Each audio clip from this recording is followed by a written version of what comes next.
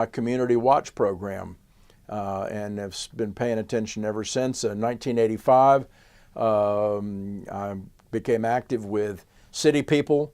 There were 50 people, 50 members of City People at the time. Half of them lived in the Central Business District. The other half lived in 4th and Gill neighborhood and a smattering of other places. So I have been, really, since I first came to Knoxville and lived in Fort Sanders, I've fallen in love with sidewalk and urban neighborhoods. So I've lived in 4th and Gill since 1984. I've served as president of the Neighborhood Association 2 times. I have been civically involved otherwise. I got involved with the discussion, painful as it was, on why we lost the Knoxville Smokies in 1999-ish, thereabouts. And because of my advocacy for investment in the center city, my county commissioners, Billy Tyndall and Madeline Rogero at the time, nominated me to be on the Knox County Convention and Visitors Bureau, which a job I took seriously, and advocating for the revitalization of our urban core. Along those lines, I have been lending money as a banker, as a mortgage banker for the past 25 years, focused primarily on the recycling and revitalization of what had been the most difficult and challenging housing stock and neighborhoods in the urban core of what had been historically redlined urban neighborhoods. So I love these neighborhoods, I love these transactions, but these are the transactions that a lot of other lenders and fellows of mine do not pay any attention to. So now a lot's happened since then. Now we have an affordability issue because a lot of this housing has been updated and modernized and renovated, and now we've got challenges with helping our fellow citizens afford housing in the community. I describe myself as an urban-centric regionalist, and I look around where city of Knoxville is in the middle of a 1 million-person metropolitan area, which means we've got some responsibilities, and first and foremost, we need to really understand what's going on in our city. We have people transiting through the community, puts pressure on particularly law enforcement. We need to beef up our ranks with our KPD. Right now there's an opportunity to expand the ranks by 20 or 25 officers. I'm fully in favor of that, and I'm fully in favor of paying hardworking frontline safety personnel what they are worth. They've got unique responsibilities in terms of safety. They've got unique situations in terms of their professional longevity, et cetera. So I'm fully in favor and fully supportive, full-throated supportive of our law enforcement. Part of my campaign is unity and safety, or the 3 pillars of my campaign are unity, safety, and transparency. And a city has to put safety job one. In many ways, I consider myself to be a diversity candidate because I believe in the diversity of the individual. I'm full-fledged in disagreement with the whole idea of group identity. People do not belong to groups. They can belong to groups if they choose, but basically we are all unique individual human beings. And it is a breach with the Enlightenment. It's a breach with our legal tradition to dump people into boxes and to treat them as members of a group. So in that regard, I am in favor of the creativity and ingenuity of each individual one of my neighbors. I do not treat them as, don't prejudge them based upon their immutable genetic characteristics. We need to love each other and respect and be have wonderment about each other as unique human beings. I'm an intellectually independent person. I'll not be a rubber stamp for anybody in Knoxville City Council. Anybody who knows me knows that I'm responsibly argumentative, and we're going to take issues and we're going to be serious in the evaluation of them and have thoughtful dialogue. And we're going to make sure that the City Council is a place that welcomes the public to come and speak their mind, regardless of what their particular point of view may be. I believe in common sense. I think modern life has become too complicated, has become too expensive. We need to figure out a way at every opportunity to make it more understandable and more approachable for all of our citizens, whether that be for a complex applying for a building permit or just how to navigate the system as a citizen. I think our budget needs new discipline. I think we need to focus on the gotta-haves and not the wanna-haves. We need new discipline for how we spend our taxpayer money. Being in banking for the past 25 years, I have enormous respect and understanding for how hard people work for their money, and I'm going to do everything I can to make sure it stays in their pocket as much as possible. We need to address what I'll call a new business plan for the city. My name is Jeff No Tax Tallman, and my parents named me that as a child. I've suffered with that name forever, but now I've come to see the wisdom of it.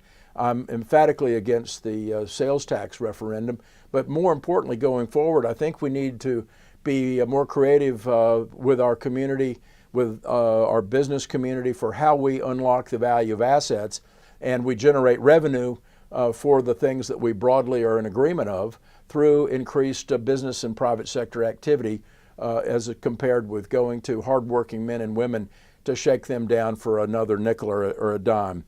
I believe in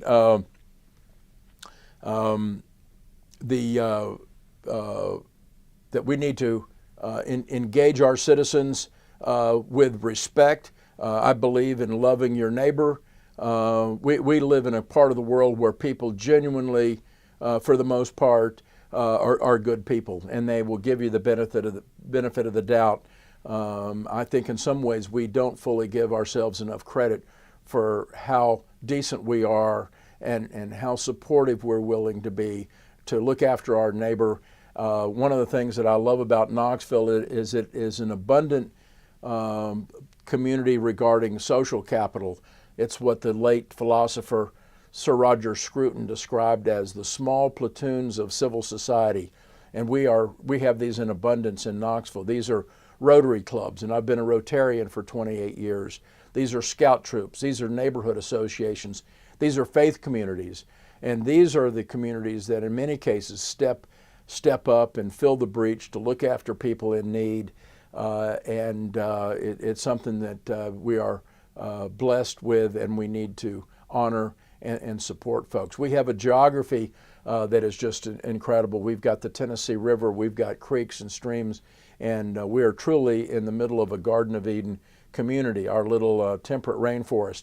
So we need to proceed as citizens and as a city with a great sense of stewardship and pride and care for that community.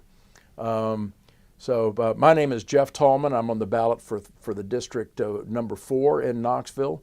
I love our city. I hope you do too, and I look forward to seeing you this election day. Thank you.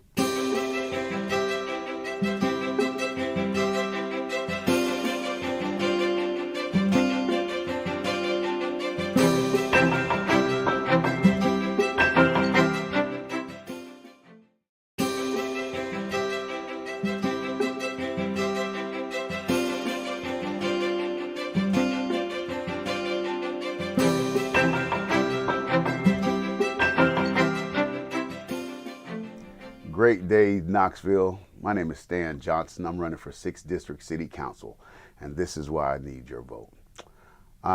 Just a quick brief history. I was born in Black River, Jamaica. Came here as a migrant kid, picked fruit in Florida, picked fruit up and down the East Coast. Biggest place we stayed at was Florida and Marlboro, New York. A place called Polk County, Florida, Lake Wales. All the people in Florida, what's up? The big thing that I tell people, when I got to Knoxville, I got here in 1989. I got here in District 6. It was at Knoxville College. Great place of learning. Really need to figure out how to get that back, but that's going to be on the Knoxville College board. And if I could help in any way, I'd want to make sure I'd do that to help them out as well.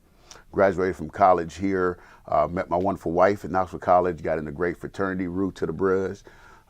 We are a great service organization. We help out young people at Selmore Green. We have a Lamplighters program. You guys should check that out. It's going to be helpful to young people. We actually march up with them from 4th grade, I believe, all the way to high school and on to college. And hopefully it'll be for them to become a part of a great society and part of great organizations as well.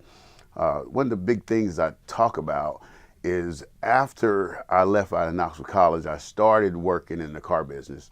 Before I get into that, I do have to tell my wife hello, Viola Johnson. Thank you for 28 years of marriage. We've been together for 35 years, 4 wonderful kids, 4 grandkids as well. That's been the love of my life.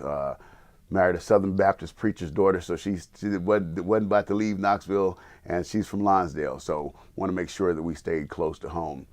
After I got out of college, I started working in the car business and worked at Ted Russell Nissan for several years, did sales, became a finance manager, finance director, and then moved all the way up to owning up my own dealership with J.D. Jackson and also LeRae Johnson. My brother and my business partner helped me out tremendously in that process. Again, that business was located on Magnolia Avenue in District 6 as well. So ran a for-profit company, been able to climb that corporate ladder, so to speak, being able to get along with a lot of people and understanding the process of the needs of a lot of people.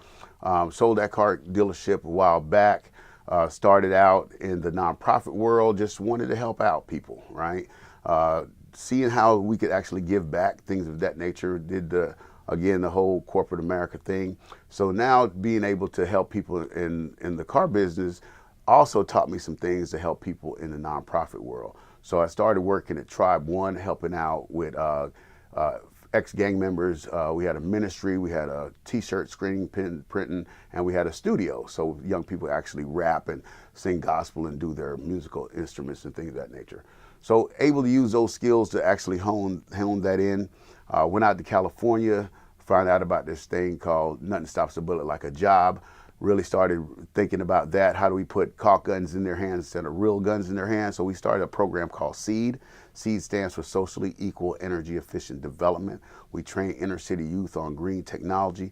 So we also build solar homes from ground up. So these 18 to 24-year-olds get to learn job skills, life skills, and placement skills.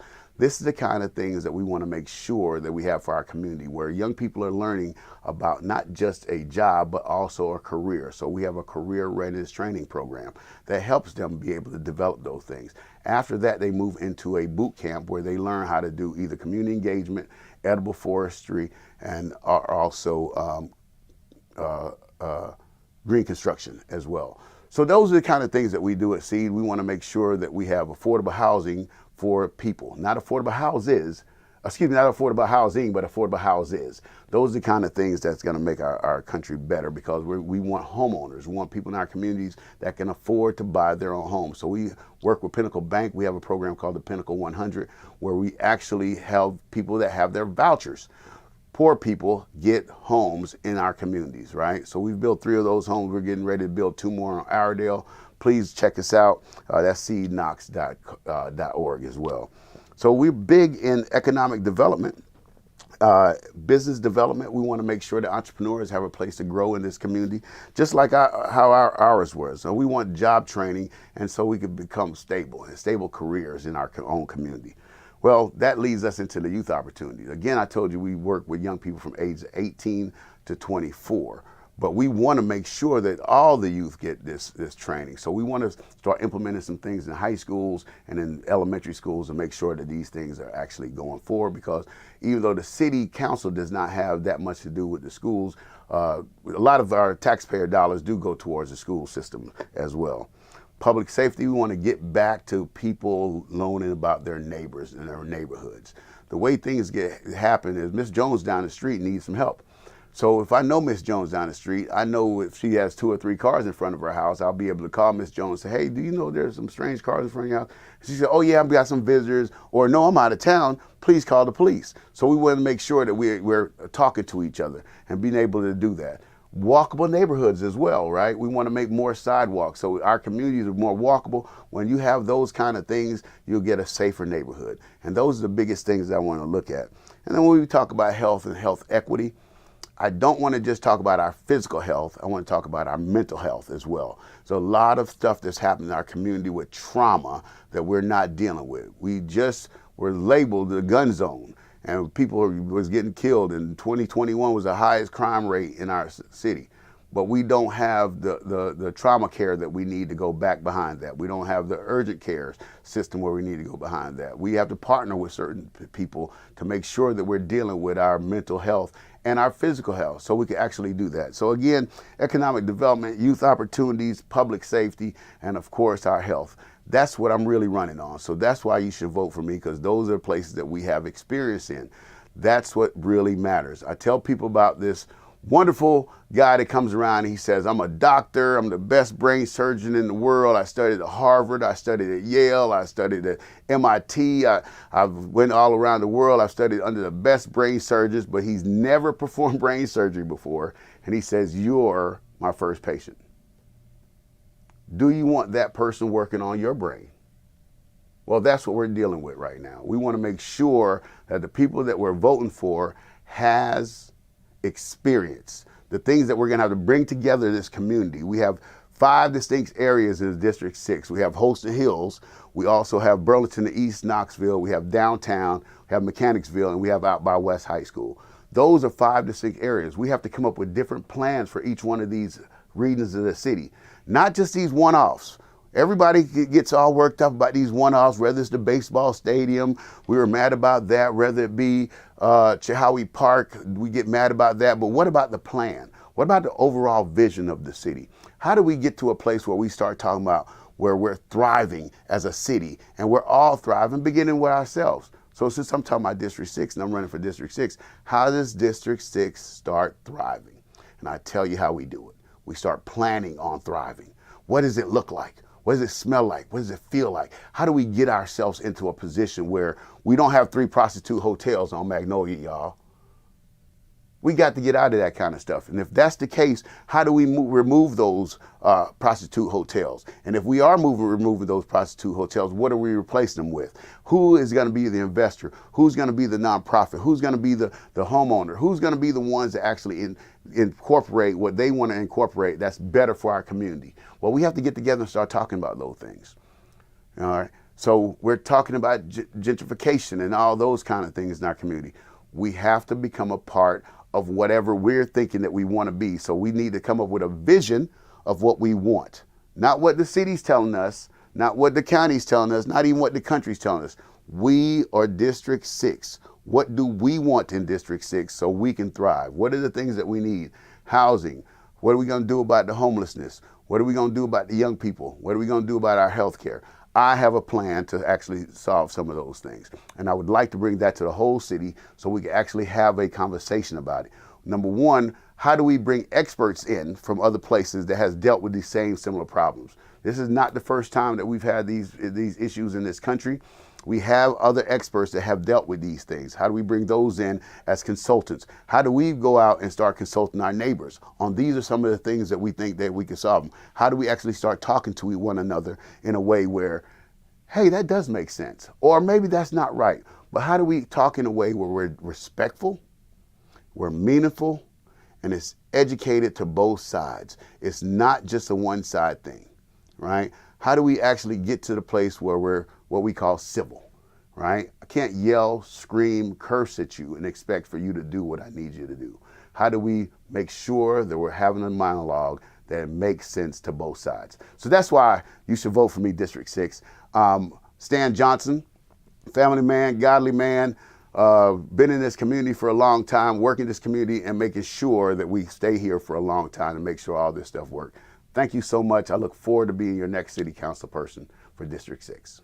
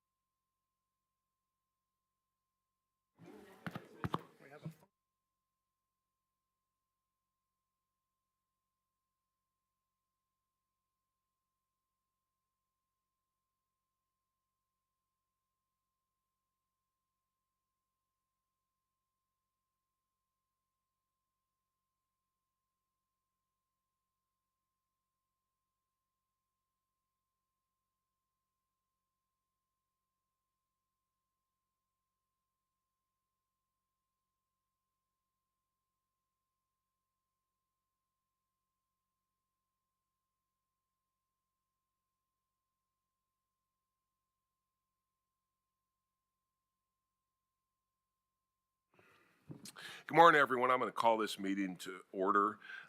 This is the October 22nd, 2025 meeting of the Knoxville Regional Transportation Planning Organization. The first order of business is the determination of a quorum and along with that introduction of participants. So if we could please go around the table and just do a roll call and everybody, just do a roll call, please. Good morning. I will call the elected official or appointed official's name. If you're here as a proxy, if you'll please respond with your name at that time. Mayor Tanya Martin, Megan Brooks for Mayor Martin. Mayor Tony Akins, Amber Scott Kelso for Mayor Tony Akins. Mayor Roland Bradshaw, Mayor Scott Burton, Troy Ebert, Troy Ebert, TDOT, representing Governor Bill Lee. Mayor Terry Frank, Mayor Warren Gooch, Mayor Jeff Harris, Here. Mayor Glenn Jacobs, Here. Mayor India Kincannon, Here. Vice Mayor Tommy Smith, Mayor Ed Mitchell, Don Walker for Mayor Mitchell. Commissioner Gina Oster, Commissioner Harold Pittner, Trustee Justin Biggs, Present. Mr. Isaac Thorne, Mayor Larry Waters, James Temple for Mayor Waters. Mayor Andy White,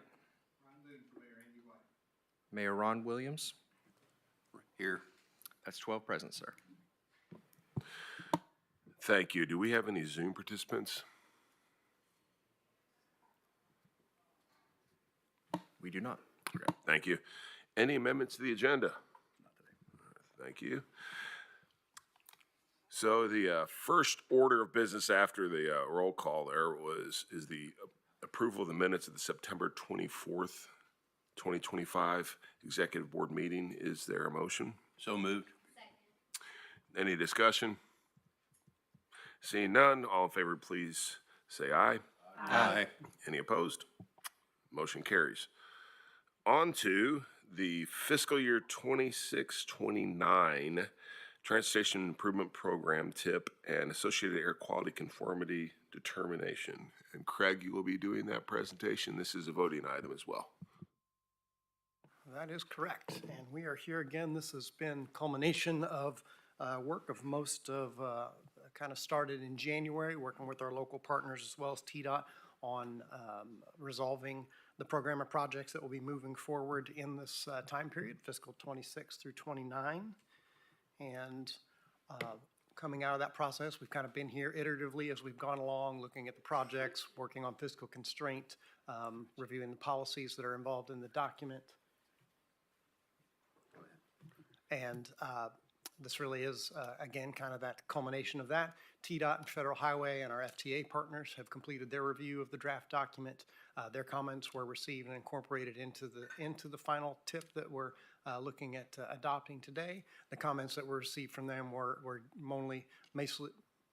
primarily minor corrections as well as clarifications of project information, just dialing those in as we went along. The 30-day public review and air quality conformity document period closed actually on the same day as our technical committee on October 14th, running from the middle of last month. No public comments were received. The draft document is available on the website right now for review. If we take a look at, you've kind of seen some similar slides to this. The program of projects is in excess of $1 billion projected in the region over that time period. A grouping total of 32 individually listed projects, as well as some larger kind of compiled project groupings that aggregate a number of projects that are eligible to be within those.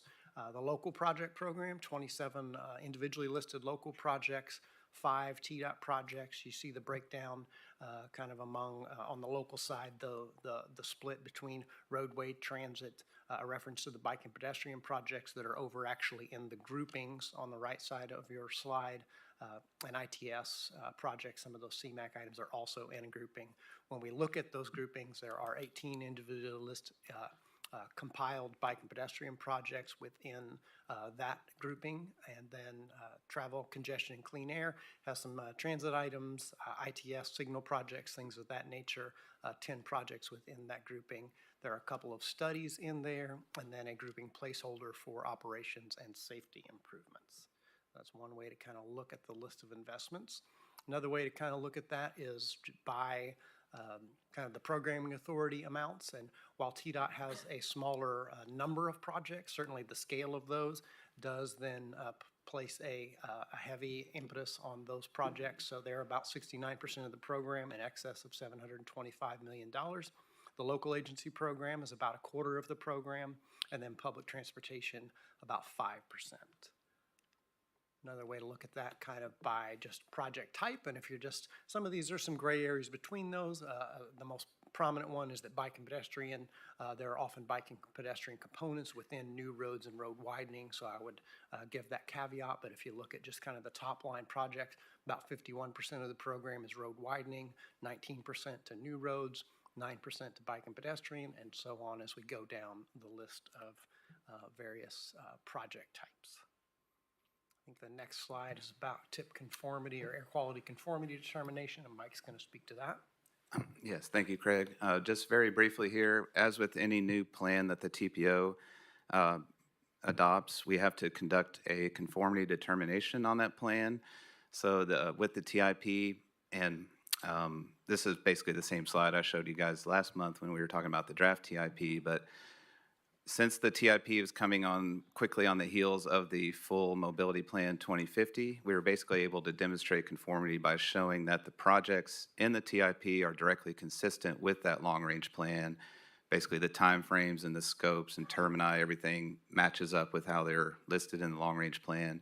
Therefore, EPA has what they call a short conformity process that you can go through where you can rely on the previous regional emissions analysis, and that's what we did for the two standards that we're subject to or maintenance area for are the 2008 ozone standard and the 2006 daily PM 2.5 standard. So it's kind of a fairly short process to document everything with the projects, again, lining up with the mobility plan. We're also subject to an older 8-hour ozone standard from 1997 that involves the Lakeway area shown in that bottom map, all those counties shaded in green. We overlap with Jefferson County portion with Lakeway. So we do have to coordinate with them and document their projects in our conformity report. And all this is just within the appendix of the overall TIP. We've been through review periods, as Craig mentioned, wrapping up with a 30-day public comment period that ended just last week, and we have not received any comments on the conformity. So I think I'll turn it back over to Craig. Kind of wrapping up, just looking ahead from here.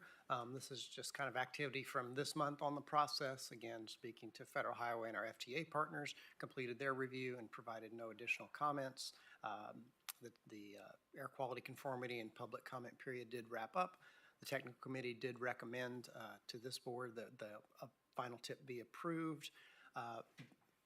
Following your contingent approval, this document would then be provided to, routed through TDOT back through Federal Highway for final approval of the new tip sometime in the, after the first of the year. I'm kind of targeting that as Q1 at this point, a little bit uncertain on exactly when that will be. And at that point, then the funds that are programmed in the project will be able to be obligated to project phases to move those forward.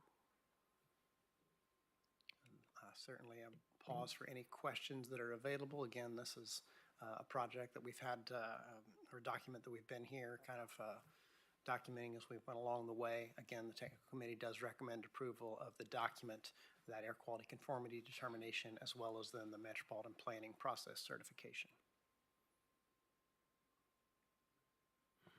Is there any questions for Craig or discussion? All right, so this is a voting item. Is there a motion to accept? Motion to accept. All in favor, please say aye. Aye. Any opposed? Okay. Motion carries. Thank you. Yes, Doug. I just wanted to tell Craig and Mike how much I appreciate all their hard work. Even though he said it started in January, this is actually an outgrowth of the mobility plan, so he's been working very diligently, and he has multiple spreadsheets. He's trying to manage billions of dollars, hundreds of projects, and it's really an art to try to get this all to fit together. So it takes a lot of work, and I really appreciate both of them working on this. Thank you, guys. I think, yep, just gonna give him a round of applause. Yeah. On behalf of the board, we second that, so thank you all. On to the update presentation on the I-40, I-75 corridor planning and environmental linkages study. This is from our friends at TDOT. Yes, good morning. I'm going to set it up for STV and the team to introduce I guess our, where we are at within the 4075 study, our Pell study along the corridor here in Knoxville. If you can recall, roughly about 6 months ago, we presented to you all on basically the kickoff of where we were at. So we think now is the time to have another conversation, and we can give a great update. Eric and Brad are going to provide you some slides that were also provided at the TC meeting last week. We are here for questions, any other comments that you might have. As you all know, Dexter is sort of on a medical leave, so Christy Brown has decided to step in and graciously provide some input. We could also talk a little bit about how internally at TDOT we've kind of shifted from the regional directors to a project management alternative delivery. So we have other representatives too, and if you want to introduce yourself. So Jason, Jason will be the one that will be managing this project from here on out on its delivery. But Eric, I think we're good. If I missed anything.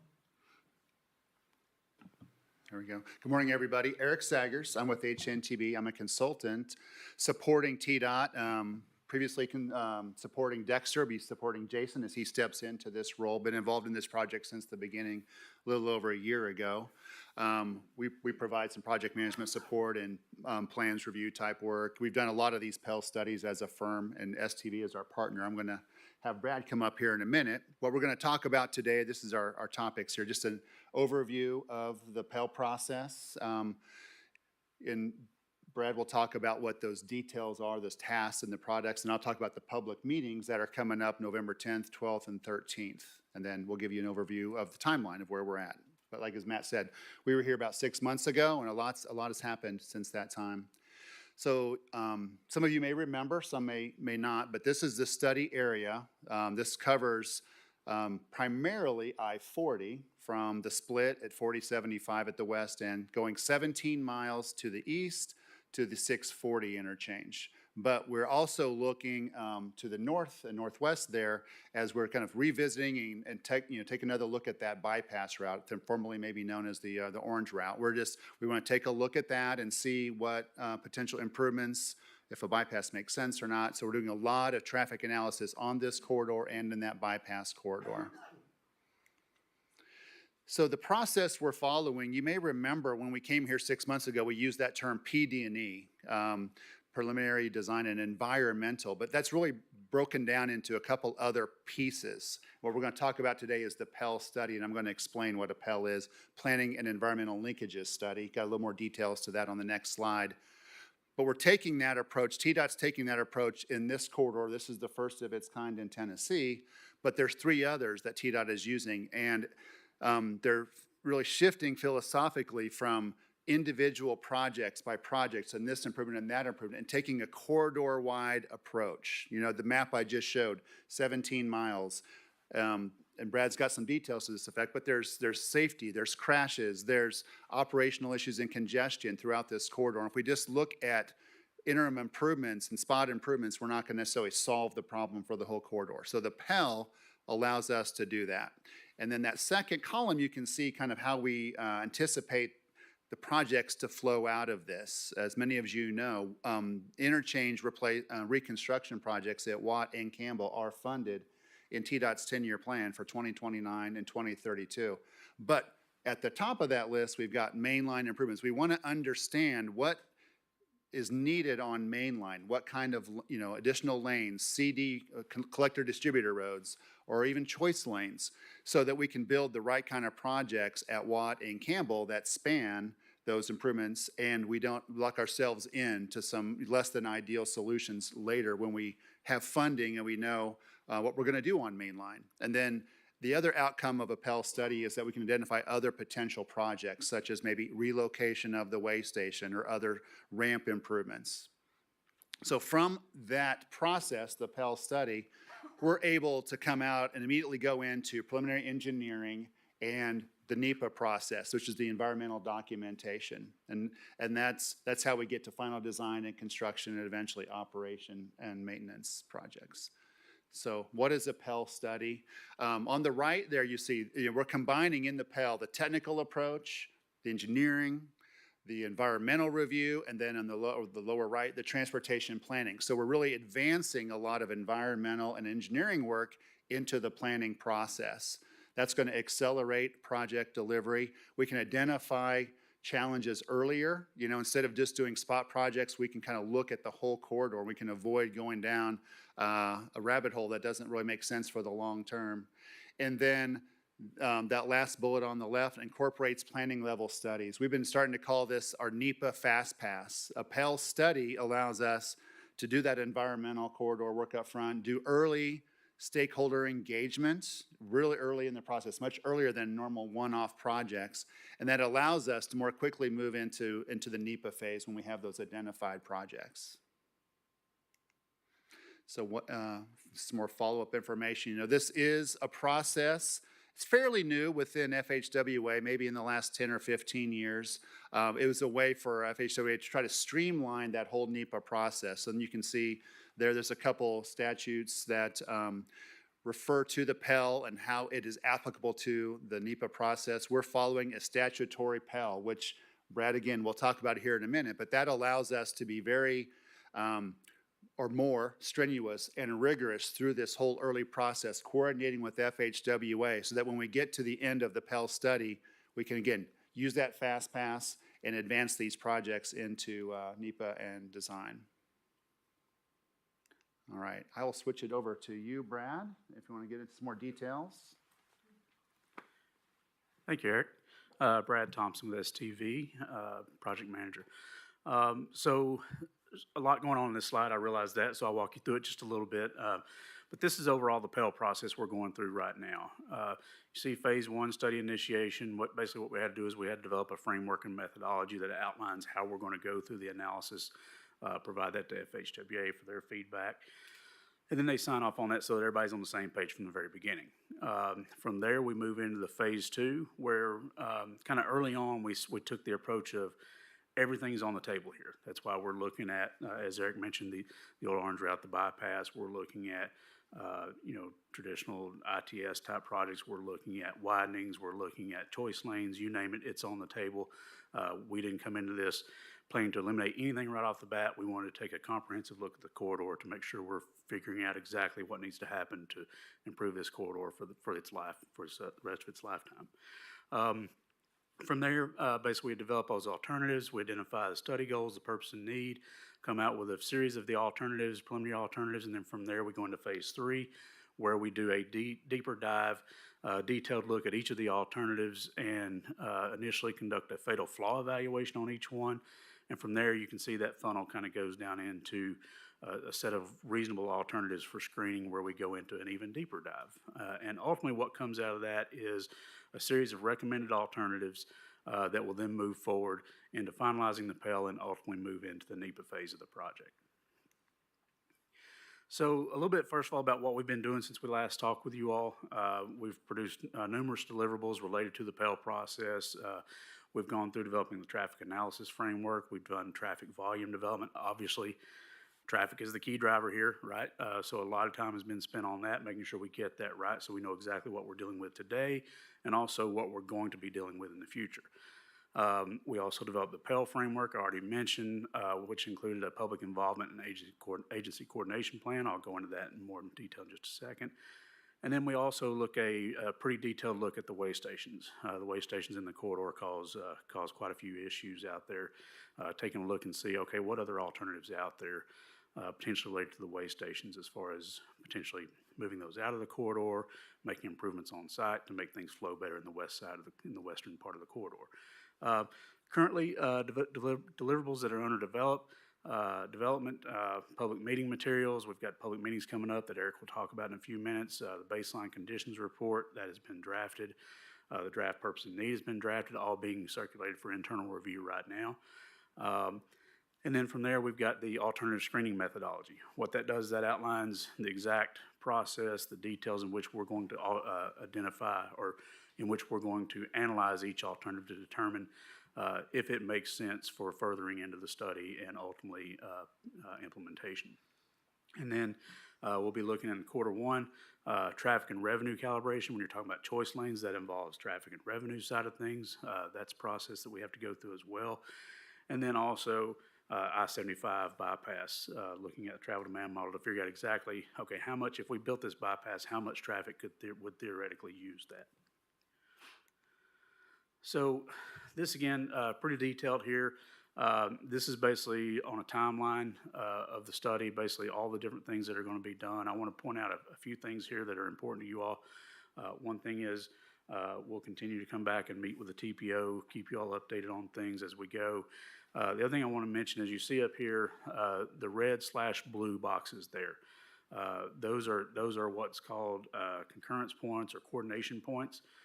For each one of those phases, we have to coordinate directly with FHWA to make sure they're on board with this, as well as the various agencies, because ultimately, in order for this to be that NEPA fast pass that Eric talked about, FHWA and others have to be on board with what we've done as part of our planning process.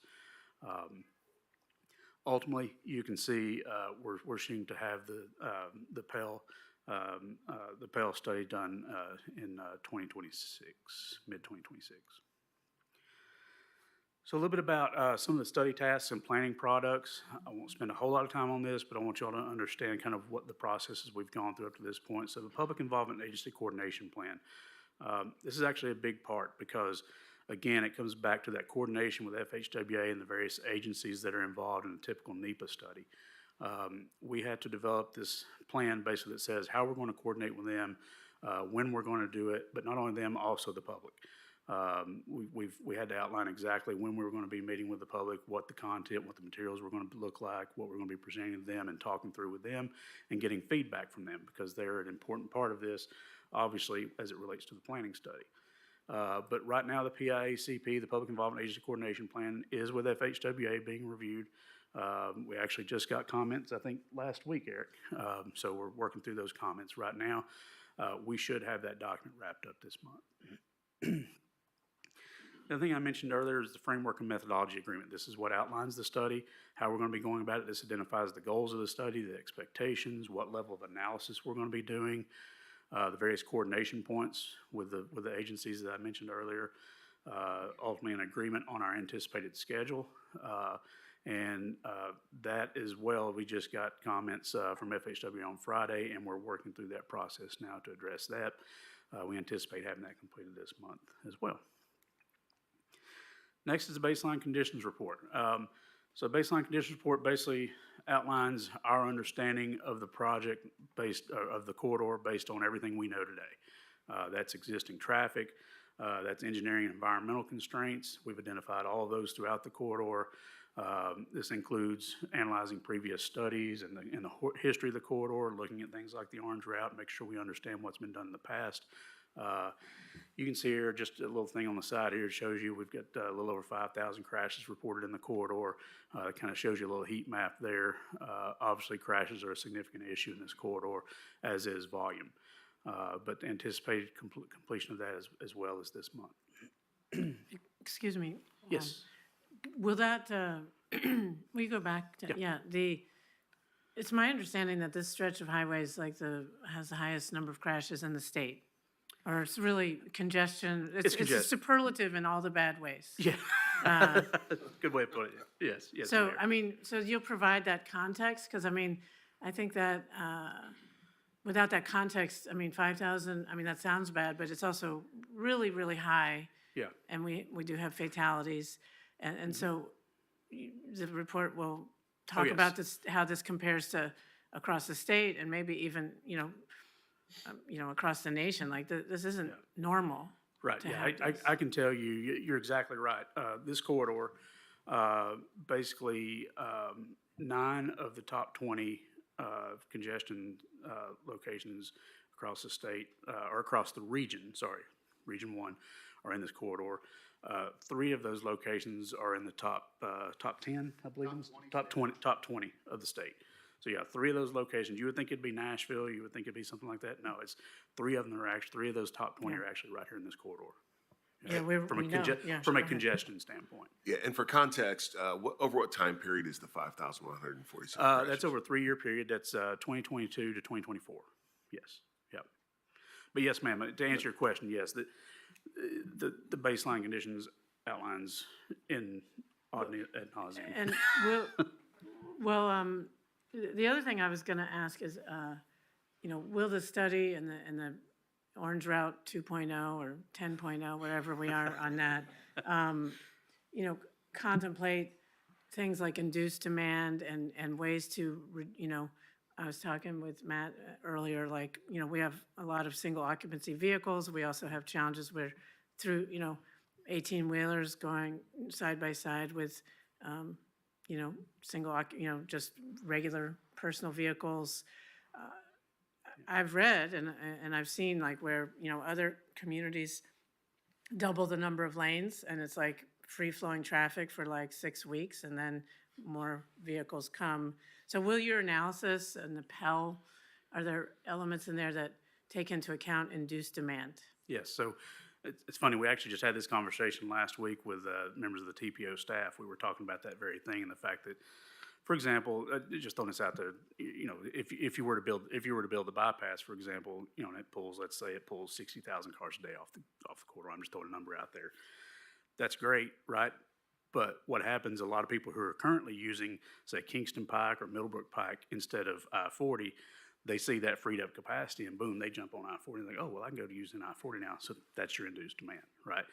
So yes, our models and everything are sensitive enough to be able to look at those things to figure out what happens if in that case. So absolutely, that'll be something we're looking at. And for the crashes, you'll share, the report will say like, are these during, commute times? Is it car versus truck? Is it motorcycles or all of the above? Is it impaired driving? We can, there are certain things we can talk about. There are some things we can't talk about due to the sensitivity of some of the data, of course. But yes, you can see there's a pie chart up there that talks about rear end versus angle crashes, those types of things. So yes, we get into a level of detail that's beyond what you just see here. Absolutely, yes, because that's one of the things we're looking for, right? Is what's causing these crashes? Is it a design feature? Is it, for example, rear ends? A high number of rear end collisions. That's indicative of weaving movements in the corridor. I mentioned way stations earlier. Obviously the whole corridor is riddled with truck traffic. We know that. But the way stations, you get trucks weaving in and out, just trying to do their job, right? Get back on the road and get going. But that creates weaving movements, then they can result into the angle crashes or the rear end collisions. Yeah. But yes, all those things are being reviewed very closely. And in fact, are going to be part of the alternatives analysis. I have a question on the crash data. When we're looking at our rankings, does that take into account volume? So like as a percentage, or if we're looking at Nashville, for instance, I know that this corridor is one of the most heavily traversed in the entire nation. Mm-hmm. So what does that look like in comparison to volume, crash versus volume? I don't know that I have that data for you right now as far as comparing it to Nashville.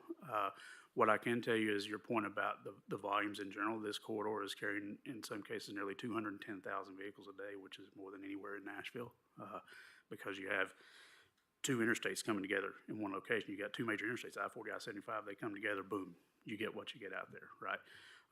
So yes, we're focused on. Our focus, obviously, primarily is on figuring out what those issues are in this corridor and how can we fix them. Not just for the short term, as Eric mentioned, a one-off type project. Say, oh well, we need to widen the interstate, from one lane from here to here. No, let's look at this holistically, comprehensively to figure out, everything from intersection project, interchange project to widenings. Is that possibility to, you name it, choice lanes, everything. We're looking at it fully, comprehensively, and holistically to figure out, hopefully, once and for all, how to fix this corridor. So, okay. Keep going. All right. Yeah. So the next thing I want to talk about is the purpose and need report. So one of the things that's very important, you've probably heard this in environmental documents in the past, or maybe you haven't, but there's always a purpose and need statement that goes in those documents. That's an important part because that's ultimately what drives what we're trying to do with this project. So the purpose and need report that's being developed documents what the study goals, the objectives are. It identifies and states the needs of the corridor. And it really serves as the basis at the end of the day for how we go about identifying the alternatives and evaluating those alternatives. Because at the end of the day, we're going to rank projects and score projects and compare them to what that purpose and the need of the corridor is to make sure they're addressing that need. Some of the identified goals here, you can imagine improving travel time, accommodating current and anticipated demand on the corridor, providing congestion relief, level of service.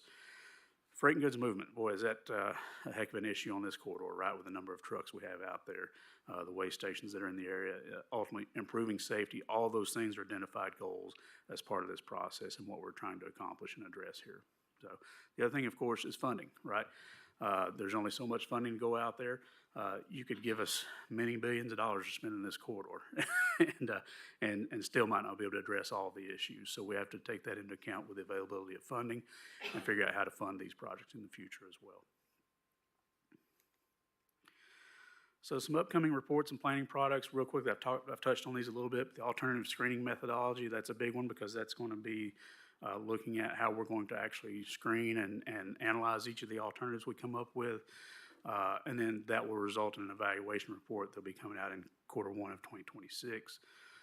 From there, we roll right into prioritizing those projects based on their need and how they'll address certain things and the timing for each of those projects. And all that is in relation to the available funding and those types of things to identify maybe the funding we have versus the funding we don't have, ultimately developing that prioritization and phasing report.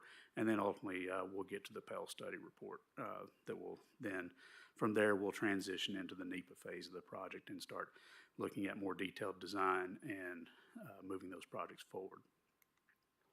So with that, I'll turn it back over to Eric, let him talk about some exciting news.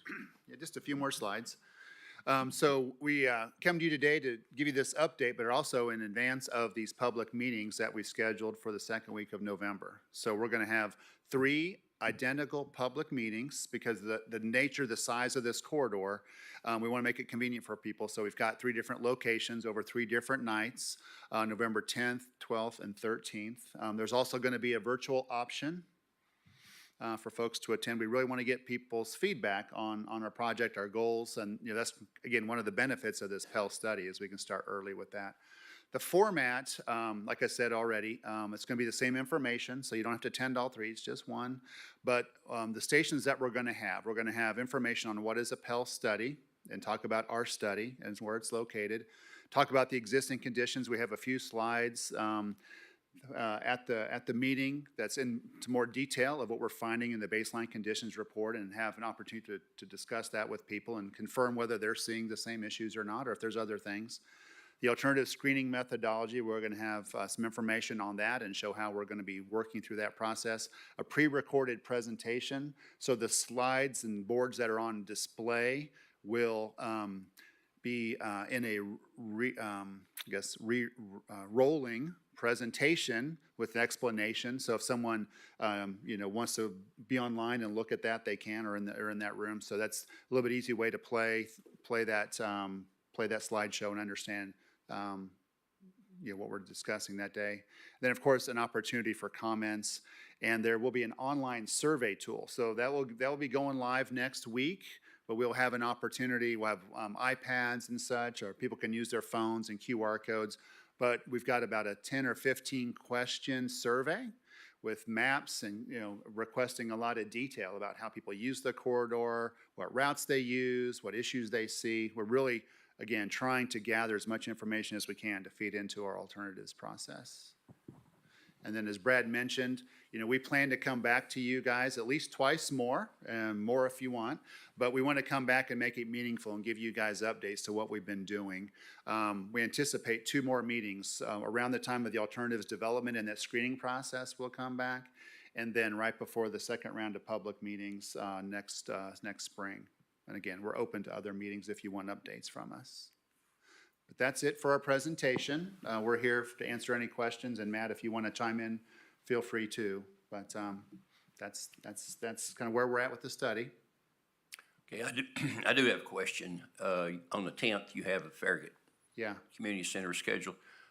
Is that going to be videoed? Is that going to be on YouTube? Is that, how's that going to be? So that will be in person Yes. from 5 to 7, and there'll be this re-recorded presentation available there.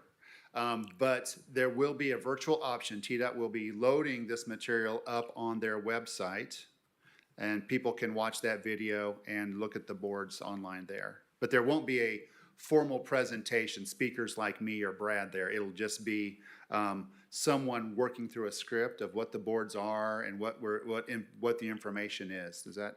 They will be narrating it?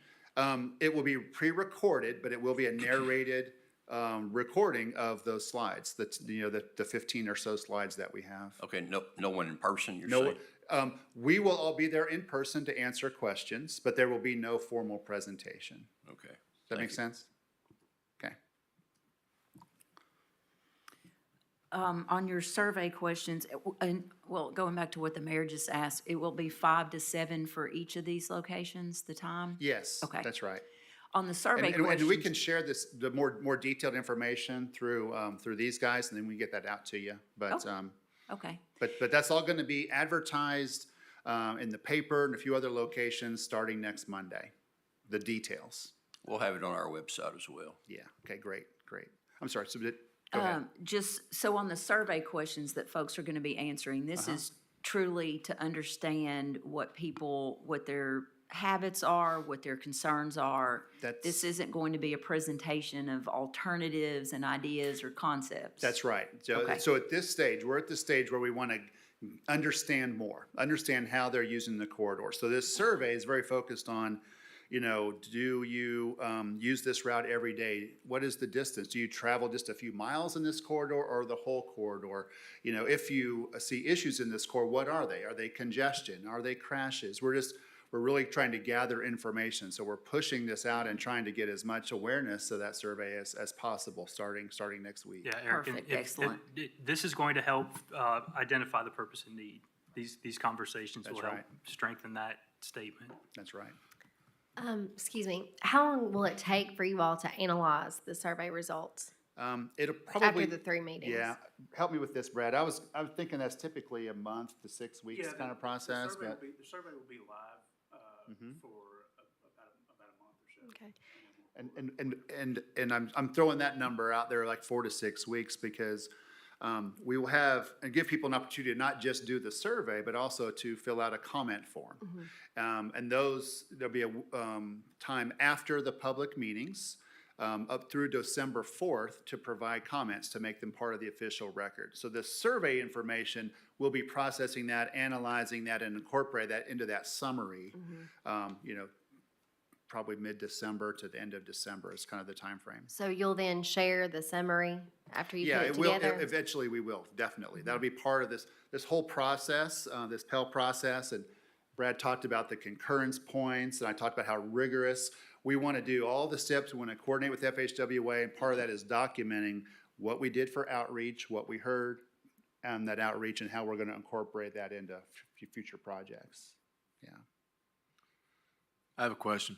So after you get all that data, Yeah. it'll go to the Federal Highway Administration, and then that's whenever we can come back to our constituents and say, hey, they said there's a need for a bypass. That's or there's right. a need for a choice lane. What's that timeline look like? So the screening will be taking place this winter. Our goal, our schedule shows we're going to come out of the first quarter next year with the alternatives identified and start making recommendations to TDOT and work through that process with TDOT and FHWA. The study won't be finalized until the third quarter. We're anticipating it's a 4 to 5 month process, but in the spring, we're going to know what we're going to do on Main Line, and that can drive decisions around Watt and Campbell, which I didn't talk too much about today, but this team is already taking the traffic that we've gathered, doing additional work so that we can get started on the coordination with FHWA as far as the traffic operations of the interchange configuration. So, we're not going to wait till a year from now to do anything. We're going to know what we're planning on mainline, coordinate that with FHWA, with TDOT's approval, and then start to proceed with some of these projects that are already funded. So the Federal Highway Administration, whenever they see it, they'll be the ones that'll be like, hey, you guys really do need this here, and then you coordinate with TDOT. and Pretty then much, yeah. Because we're talking about an interstate, FHWA is going to have the right to, review the traffic data, confirm that we're not, going to worsen conditions out there, that we're actually going to help them over the time frame that we're talking about, like these improvements make sense for the money that we're expending. So FHWA will be very involved in that process. The reason I'm asking it, Yeah. I think bypass is, as my papa say, the best thing since sliced bread, right? But what happens if we don't? What would the FHWA do to us then? Well, let's suppose we go through this process and FHWA has significant comments and, they don't like how we approach this project or the improvements that we'd have to revisit that. We'd have to take a step back and understand what their concerns are and potentially make some changes. Yeah. Yeah, Federal Highway doesn't necessarily dictate what the project's going to be. It's it's making sure that we've followed the procedures Right. that are identified in the statute. It's really up to TDOT and what we hear from the public on what the recommendation will be, but Federal Highway does not make that decision for us. Yeah, and that's why we're paying a lot of attention to the process. We've got 5 concurrence points with FHWA during this study. We don't want to move to the very end of this process and then hear, well, you guys didn't reach out enough to the locals. We want to, lay out our plan, lay out the public involvement plan and the purpose and need, et cetera, all the way through the process so that we, get to the end and we have the product we wanted to have, and then we can get that fast pass and start getting projects to design. Eric, I got a quick question. How long is the survey going to be open? The survey will be open, I think it opens live on Monday, correct? And it will be through December 4th. Okay, thanks. And is that survey will be on the TDOT website? Or how would that, I think how's it's that linked accessed? through the TDOT site. It's public, because there's a software provider, publicinput.com. That's where it's actually hosted, but it can be linked from the There's a link. TDOT site. There will That's be a right. link on the TDOT That's right. website. There will be a site dedicated to the study that will have links to all the engagement Do you know the opportunities. Do you know the address for that yet? If you Google TDOT, I think I've done it 4075 study. It has taken me to that site, but it is it's kind of stale at the moment. Yeah. Yeah, So West but I think Knoxville corridor. both of them work. We'll make sure that TPO staff gets those links so we can distribute them to this group here. Yeah. Yeah, and I would just ask if TPO staff could send it to the members of the executive committee here, we can amplify the message and Yeah, that would encourage be- people to do the survey, and these are meetings if they want to go to in-person meetings, Zoom meetings. But if you could just send us an email with that link, we'll get our comms folks to share it. Yeah, that'd be fantastic. We'd appreciate any publicity and participation you guys can help us with. All right, thank you all very much. Any other questions? Okay, thank you. Thanks. Does anyone have any other questions or discussion? Thank you all very much. This is obviously a very vital project for our region, so thank you for taking the time to come here and give us an update. Do we have anything else from TDOT and Federal Highway? Just a couple quick reminders. Planning grants are still open. They close on Halloween, so if you are interested in getting anything study specific, please get that in. SPP, we're still working through that. We did receive 7 applications through the Knoxville TPO area, 13 total for Region 1, 64 statewide. Yes. And we're currently working through those. Timelines still going to be spring on hearing anything from that specifically, but that we're going through the process now of looking at the applications. And go ahead. Well, I was going to comment a little bit on the federal government shutdown and how that affects what we're working on right now. I don't know if many of you are aware, but Federal Highway is not really affected by this shutdown. They are funded through a different mechanism, the Highway Trust Fund, which is funded through fiscal '26. So I just wanted to mention that we are still able to operate without much delay on the things that we need to do. So tip reviews and approval are not going to be affected by that shutdown. Okay, thank you. Doug, is there any other business? Just a couple other things. You see in November, we have different dates because of the holidays, and that'll be the same in December. We are about 98% sure we're going to be able to cancel the November. We don't have anything quite yet for the agenda unless something just pops up. But Heartbreaking. yeah, but we may have to have a December one, and we'll send out a reminder about that because the dates are a little different there because of the holidays, but that's all I have.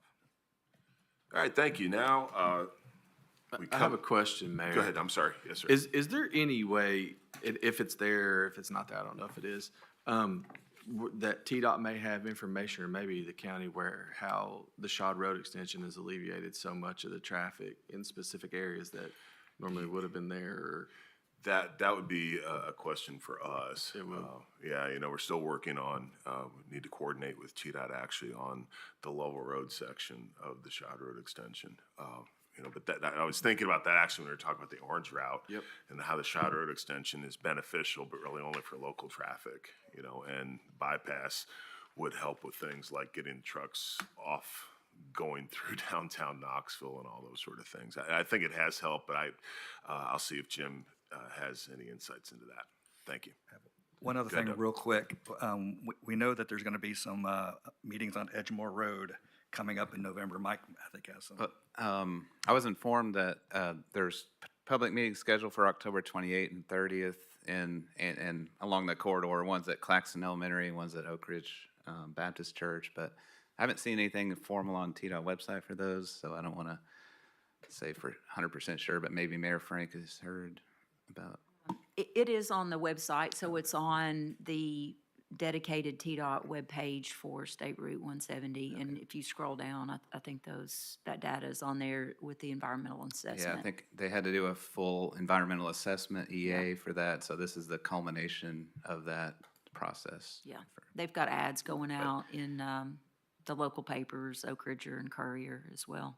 And that's another corridor that serves as a function of a bypass for that quadrant of our region, so it's a very important project and about $360 million worth of investment for that. That's the environmental meeting, isn't it? I believe. Yeah. When we say environmental, we're talking all, environmental justice, the whole shoot match. Anything else? All right, thank you. Now we come to the public comment section. Members of the public may address the executive board with a 5-minute time limit for each person. Is there anyone that would like to take advantage of that today? All right, seeing none, that is all the business. Do I hear a motion for adjournment? So moved. In a second. All in favor, please say aye. And none opposed. Thank you.